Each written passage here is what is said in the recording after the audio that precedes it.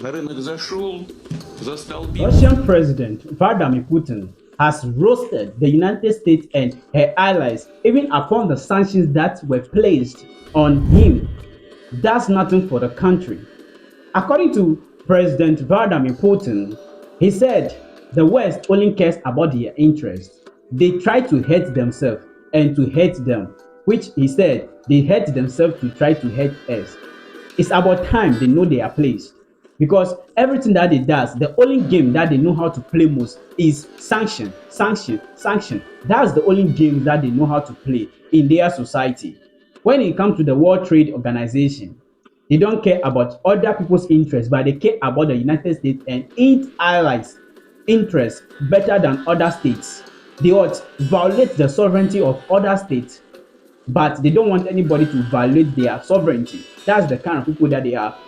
President Vladimir Putin is talking about the trade organizations or talking about trade with each other. He also laid emphasis on every country in the world depends on each other because of trade. There's no country in the world that is self-sufficient that can depend on itself alone. No economic in the world is self-sufficient. With other partners, you can be able to build your economy gradually, gradually. Still, there will be potholes left. But the United States want to do trade with you. They come with their own agenda, with their own personality, with their own aims to have interest on their part. They come with their own rules, forgetting that a sovereign country also have his or her rules. So what they do is they come into your business, they collapse the business sectors, they try to force some laws into your system. They violate the laws of your system. In one of his speech, he disclosed that they forcefully close some of their companies in Russia and violate their rules, their laws. But later on, they still want to do business with Russia. Nowadays, he said, if any country want to do business with, especially USA or the United States and her allies, they have to look at it if it is going to bring a benefit into their society. If there's no benefit coming, they can look at 1,000 reasons, but they are going to reject their offer because they want their economy, their trade economy, to be stabilized, not destabilized. When they entered our market, they staked out everything. After that, you couldn't push them out no matter what you did. There was simply no way. Now, in a fit of stupidity, they've banned their own companies from operating here. And what are we seeing now? They're reaching out to me, big business, major players. They want to come back. Well, fine, but of course we have to take a closer look at how they behaved. Some were rude, some insulted us. Well, in that case, let them sit it out somewhere else. Who cares? But here's what I want to highlight. We shouldn't just accept apologies now that they're handing them out left and right. That is absolutely not enough. I've spent decades dealing with many of these people, business leaders in Europe, in the US, and I respect them. They're serious people, intelligent, pragmatic. They know how to count. They know how to get what they want. They're formidable competitors. And sure, they'll say, "Oh, sorry," if it means getting back into our market. They'll say whatever it takes. Tomorrow even. Kiss you on the lips if needed. But that's not enough. We must evaluate everything through a pragmatic lens. Listen to me. If it's beneficial for us to let a company in, fine, let them in.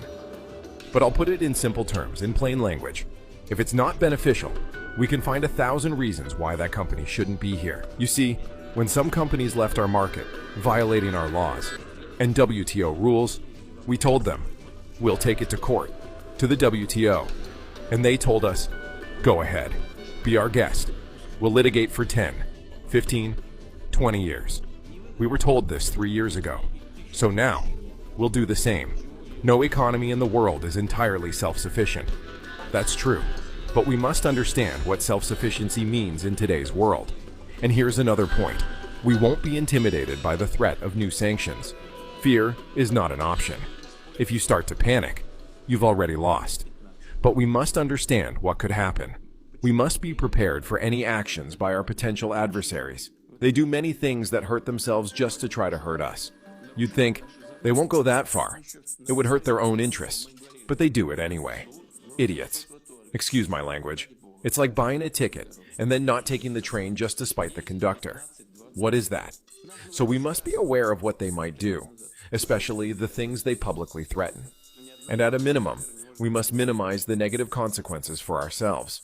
And in this lies the answer to the question of what a self-sufficient economy really is. Can it exist or not? Everything is interconnected in today's world. That's obvious. But still, there are key elements that define the parameters of our economic independence and sovereignty, and we must be prepared for anything.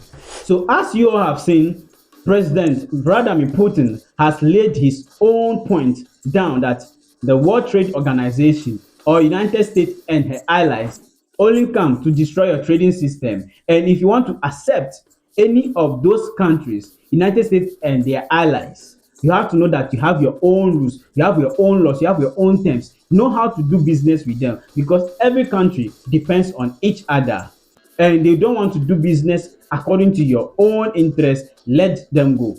Guys, as Africans across the world, or even people in around the world, what do you think about what President Putin said? Whatever he thinks, drop it in the comment section. Thank you for watching this channel.